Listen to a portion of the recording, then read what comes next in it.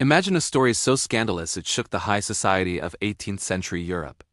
It's a tale of a brilliant woman who rose from poverty, a celebrated war hero, and a forbidden love that defied every rule. This is the story of Emma Hamilton. Our story begins not with a lady of high birth, but with a girl named Amy Lyon, born in 1765 into a poor English family. Life was a constant struggle, but from this hardship, young Amy forged her greatest weapons, a sharp mind and an irresistible charm. She learned early on how to navigate the world and captivate those around her. As she blossomed into a young woman, her beauty and charisma didn't go unnoticed. She caught the eye of several wealthy men, each offering a stepping stone away from her humble beginnings. One of these men, Charles Greville, saw something truly special in her. He decided to send her to Italy, not just as a companion but as a project. He envisioned her transformed, polished by the culture and refinement of Neapolitan high society. It was in the sun-drenched city of Naples that Amy Lyon truly became Emma Hamilton. She immersed herself in art, music, and language, absorbing every lesson with remarkable speed. Her natural intelligence, combined with this new education, made her a sensation. She became the talk of the town, an enchanting figure in the dazzling social circles of Naples. And it was here that she met Sir William Hamilton, the British ambassador to Naples. A distinguished, cultured man, he was significantly older than Emma. He was a connoisseur of art and antiquities, and in Emma, he saw a living masterpiece.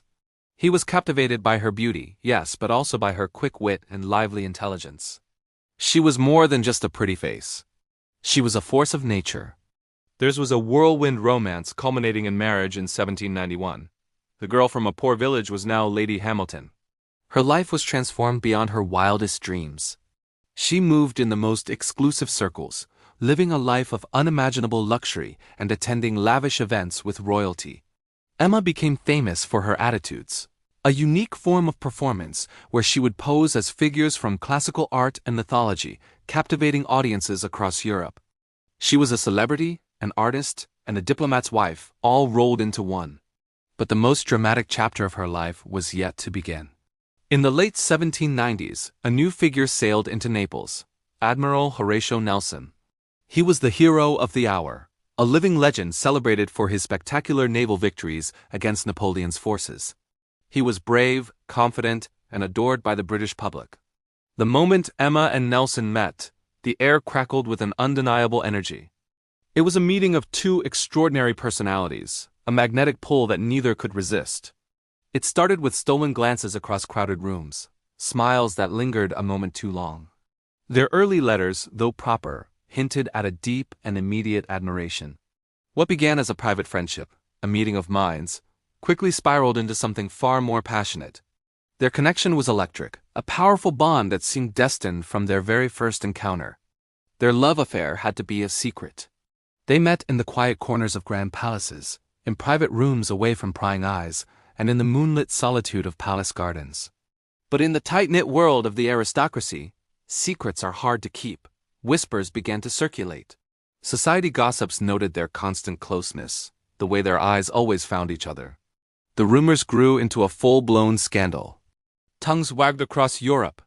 Emma, the woman who had climbed so high, was now branded a temptress, an adulteress.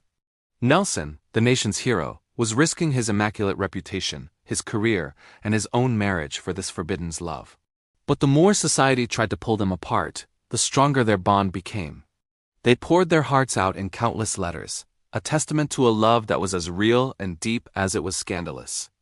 They shared their innermost feelings, their fears, and their hopes for a future together.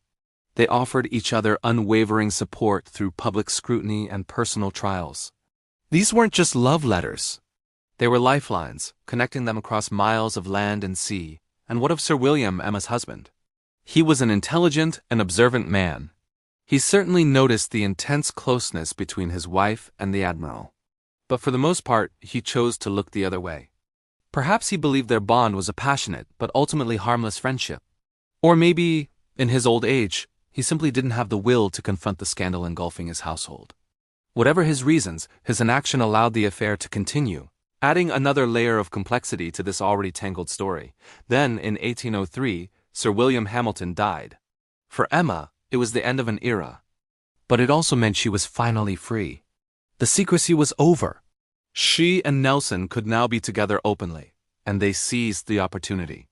They created a home together, a domestic paradise that was admired by some as a testament to true love, and whispered about by others as a monument to their scandalous affair. But Nelson was still a naval officer, and Britain was still at war. His duty to his country often called him away, leading to long, agonizing months at sea. During these separations, Emma would wait anxiously, her world revolving around the arrival of his letters. They both longed for the day he would return for good, when they could finally live out their lives in peace. That day would never come. In 1805, Admiral Nelson sailed to face the combined French and Spanish fleets at the Battle of Trafalgar. He led the British to one of the most decisive naval victories in history, cementing his status as a legendary hero. But in the midst of his greatest triumph, Nelson was struck by a sniper's bullet. He died on the deck of his flagship, his final thoughts reportedly of his country and of Emma. The news was devastating. Emma had lost the great love of her life. The nation mourned a hero, but she mourned the man who was her entire world. With Nelson gone and Sir William before him, Emma's security vanished. The two men who had protected and supported her were gone, and she was left to face the world alone. She tried desperately to maintain the life she had known, but the financial reality was grim. Without a husband's fortune or a hero's protection, the debts mounted. The society that had once adored her now turned its back, its gossip turning from fascination to cruel criticism. Her fall was as swift and dramatic as her rise. The celebrated Lady Hamilton, the muse of artists and the love of a hero, descended into poverty and obscurity. In 1815, just 10 years after Nelson's death, Emma Hamilton died in Calais, France, alone and forgotten by many of the powerful people she once called friends. Her life, a whirlwind of passion, ambition, and heartbreak, came to a quiet and tragic end. But her story did not die with her. The tale of Emma, Nelson, and Sir William has endured, a captivating drama of love and loss. It reveals the awesome power of a love that defies convention, but also the perilous risks of desire in a society bound by strict rules. It's a human story that continues to fascinate us, a reminder that even in the grand sweep of history, the most powerful force of all is the human heart. Thank you so much for watching.